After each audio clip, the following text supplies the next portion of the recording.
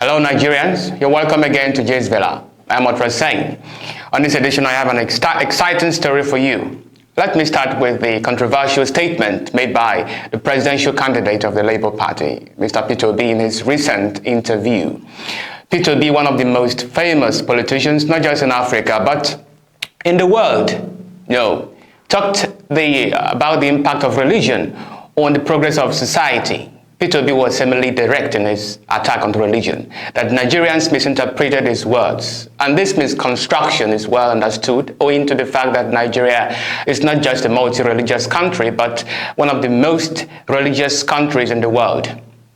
So, Peter Obi's speech was expected to, stir ripples across the religious camps in the country. Now, before I proceed, for those of you who have not seen the video of the interview, Peter Obi talked about development, which is a function of production. He talked about religious observances, such as prayer and tithing. I need you to listen to him. I will be right back. God can bless hard work. God can bless productivity. God cannot bless somebody who is sleeping.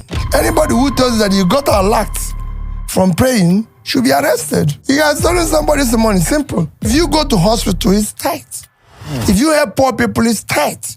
Let's talk about what is happening today. Rice is 100,000 naira. Is a ton. Is a Yoruba man. Ask the people in Ogun here. Is there any place you will buy bread cheaper? So I can follow you this night and buy one.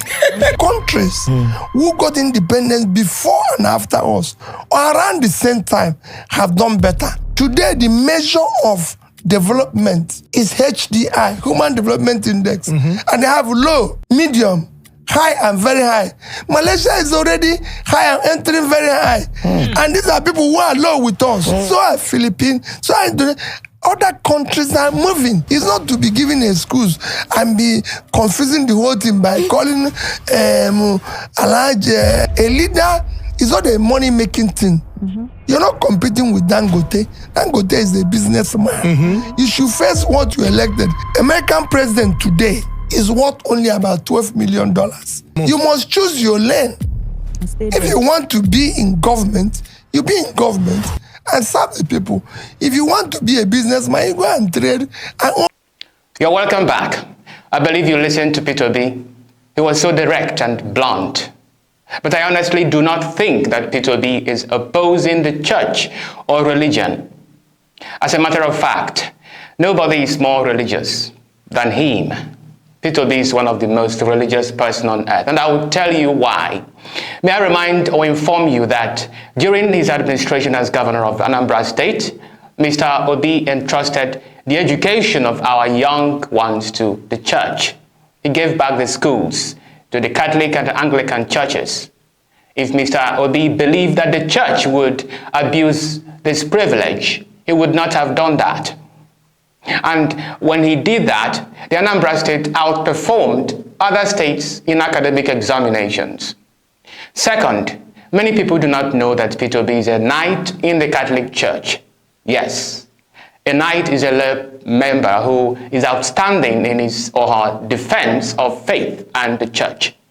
Peter Obi was inducted into the Papal Knight of St. Sylvester by Pope Francis in July 2014. Also, Peter Obi was born into a highly religious family. Yes, his parents were devout Catholics, and some of his siblings are ordained ministers in the Catholic Church. Having said this, the first thing to note in Mr. Obi's speech is that he did not oppose religion. He did not oppose prayer. So what then did Obi mean by what he said?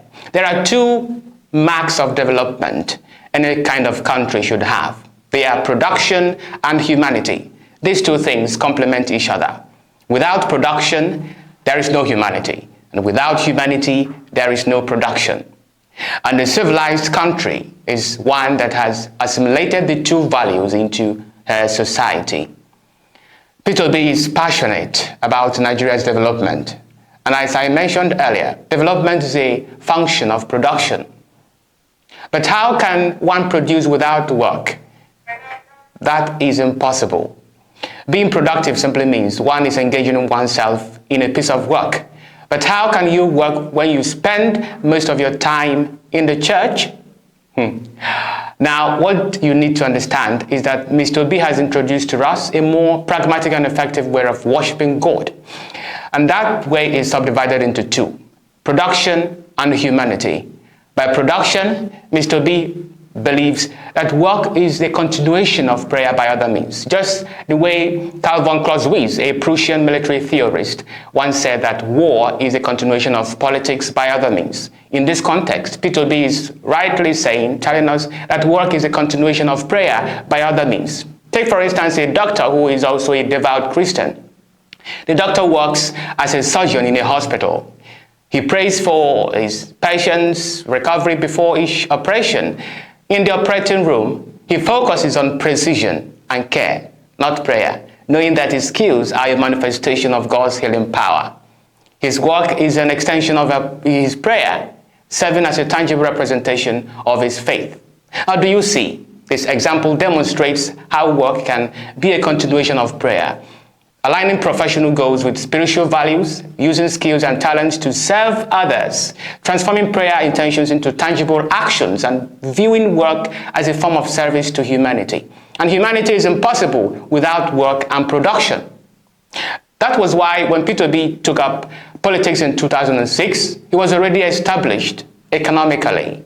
So he had no need to go into politics for financial or selfish purposes. He went into politics to use the wealth and knowledge he had acquired in businesses and companies to serve the people. And this is where the second element comes in: humanity. It is not a hidden fact that Peter Obi has been taking solidarity and humanitarian tours across the country and overseas. He is doing these because he can confidently and rightly boast that he acquired his health by dint of work and production. Peter Obi's powerful speech brings to mind a similar commentary given by the father of Indian independence, Mahatma Gandhi. Gandhi once said that there were 7 sins to human virtue. They are wealth without work, pleasure without conscience, knowledge without character, business without ethics, science without humanity, religion without sacrifice, and politics without principle. So I believe that there is clearly no room for Mr. Obi's speech to be either misinterpreted or misquoted. Besides, a number of pastors had said what Mr. Obi in the past is said. So why is Mr. Obi's remark so special? Take a look at the two pastors that say similar things. Our brains disconnect money from value. We don't want to produce anything. We don't want to sell anything. In conclusion, please, I want to beg you, in this church, like he said, engage in business. Stop wasting economic hours in church. You know what we call economic hour? Somebody going to mountain. This is June now. Some people, they enter into mountain on 31st of May. They come back 8th of June. Which God are you begging? Is it so wicked? If she has shop, she locked that shop for 8 days. And she's expecting transformation. And she considered that one faithfulness. Every member of this church, if you're a businessman, immediately after this service, go and open your shop. If you're in abroad, after the service, you go to your work and clock in. People work on Sunday. God never sent them to hell because of working on Sunday. What of doctors and nurses? Somebody now, he pray overnight. Then he get to a place of work, start dosing. You have a place of work. You now go Fiji. You are now dosing. They're supposed to sack you. You're not faithful. Why should you be dosing in an official hour? We used to be foolish in those days. Now say we are going for a whole week conference. We obtain leave or we obtain permission in the place of work. Go and do that one in USA. Before you come, they have replaced you. Stop using economic hours. Very good indeed. Even ministers of God are saying the same thing. So why is Peter Obi criticized? Anyway, before I draw the curtain, a video has surfaced and is now trending on the internet where Peter Obi predicted in 2014 that former President Muhammadu Buhari's administration would be a disaster if elected. Take a look. But in Brazil, Brazil lost 7-0. In Brazil, not even outside Brazil. They didn't say because we lost 7-0, let's bring back Pele, who is 70, that he used to do very well before. They said, let's train the younger ones. Whatever Buhari can offer today, he can offer it as an advice, elderly advice to the younger ones who can do the job. He doesn't have the energy to run around to do the job. People are just trying to impose him on us, and because some of you don't know the history, of what happened when he was there. Because our economy was a disaster. Economically, it's not going to change now. It's like someone saying to you. What a powerful remark. That's all I have for you on Gist Villa. If you like my videos, do not hesitate to hit the like button, share my videos, make your comments, and then subscribe to the Diaspora Digital Media for more exciting stories. I am Otra Sane. Have a nice day.